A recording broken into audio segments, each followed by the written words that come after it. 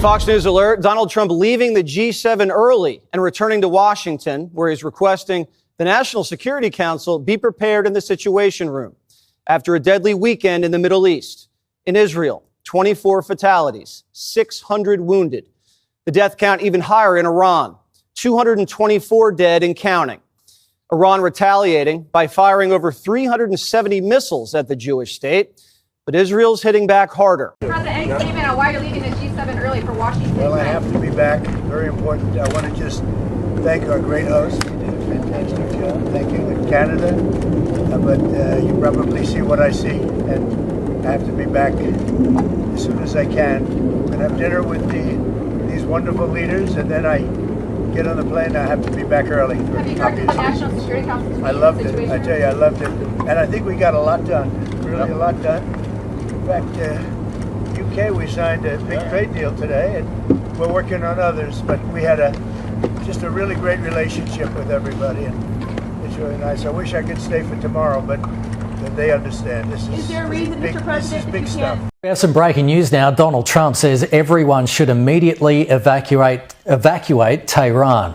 In a post on Truth Social, the US president says, Iran should have signed the deal I told them to sign.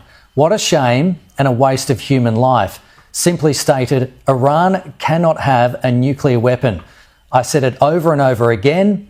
Everyone should immediately evacuate Tehran. And the President, Donald Trump, is in Canada at the moment for the G7, and he says he does not intend to sign a joint statement calling for de-escalation. Any signals or seen any messages from intermediaries that Iran wishes to de-escalate the conflict? Yeah. What have you heard? What have you heard from the Iranians? They'd like to talk, but they should have done that before. I had 60 days, and they had 60 days, and on the 61st day I said, we don't have a deal. They have to make a deal, and it's painful for both parties, but I'd say Iran is not winning this war, and they should talk, and they should talk immediately before it's too late. And what would you say, in your opinion, what would it take for the U.S. to get involved in this conflict militarily? I don't want to talk about it. Seems as if things are really beginning to pop off.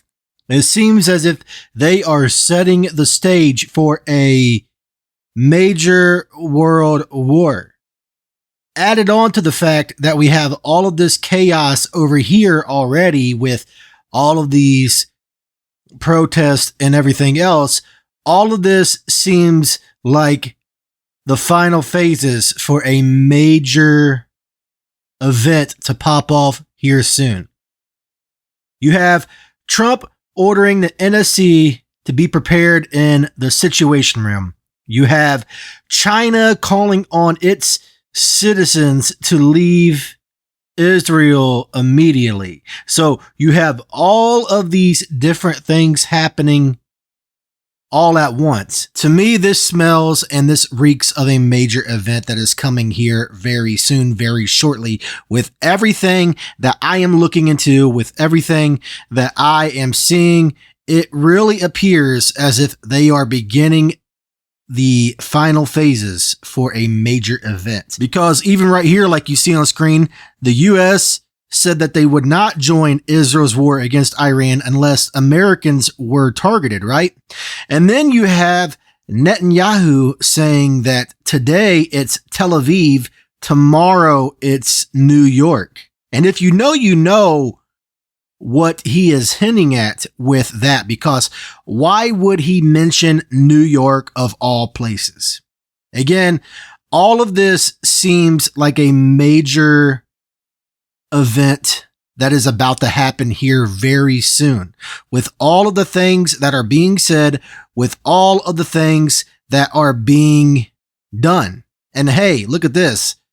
Trump is the 47th president. He was also the 45th president. So 4 plus 5 is 9. 7 plus 4 is 11. 9/11. I don't know. You tell me. 9/11. 911. You tell me what is going on, because again, I'm not trying to create any panic. I'm not trying to fearmonger or anything like that, but this really seems as if they are planning something major here soon. And just the other day at the military parade, Palantir was one of the main sponsors of that, right? So do you see where all of this is heading?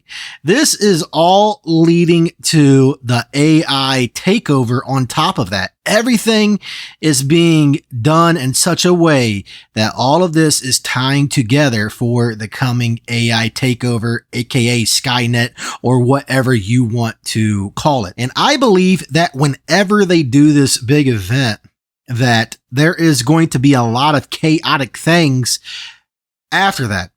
Case in point, maybe lockdowns of some type.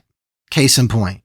But something major is definitely on the horizon, and you can just see the final pieces of the puzzle being put into place. Now, I'm not going to date set or anything like that. I'm not going to say, hey, this is happening then. Hey, this is happening now. But even right here, Russia has also instructed its citizens to leave Israel immediately. So you have China instructing its citizens to leave Israel immediately. You have Russia instructing its citizens to leave Israel immediately. You have Trump instructing everyone to leave Tehran.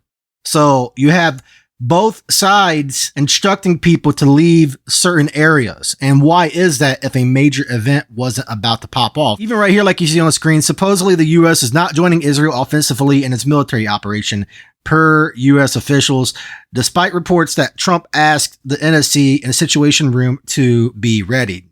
So you have that being put out there too. So there is a lot of mixed messages and mixed things being put out there. But honestly, I really do believe that they are trying their best to create a major PSYOP type event. And yes, that may involve a World War III type event. I guess time will tell, but with everything that I'm looking into, with everything that I am seeing, it really does seem like they are doing everything in their power to create as much chaos as possible. And it really doesn't surprise me, as I've already pointed out, because Palantir and OpenAI being involved with the military should tell people all that they need to know.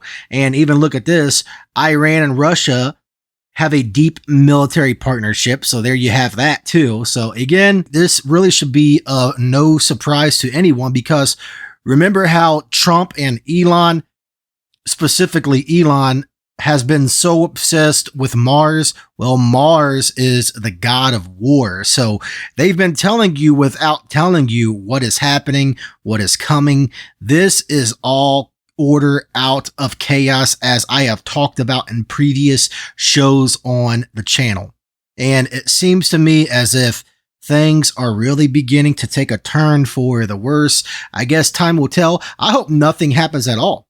I hope that, I'm wrong, but honestly, it really feels as if we are entering the final phases of their game, because these people have orchestrated this for quite some time.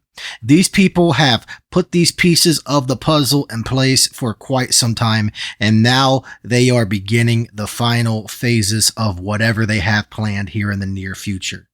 I don't know what it is. And again, I'm not going to date set. I'm not going to say, hey, it's happening here. It's happening now. It's happening there. It's happening when. You get the picture of where I'm getting at with that. I'm never going to say, yeah, it's going to happen so-and-so date, so-and-so time. I'm never going to say that. But at the end of the day, it really seems like a major false flag type event, or something along those lines, is about to pop off. As always, what do you all think? And you know the drill. Please like, comment, and subscribe. And as always, this is Truth Seeker signing out.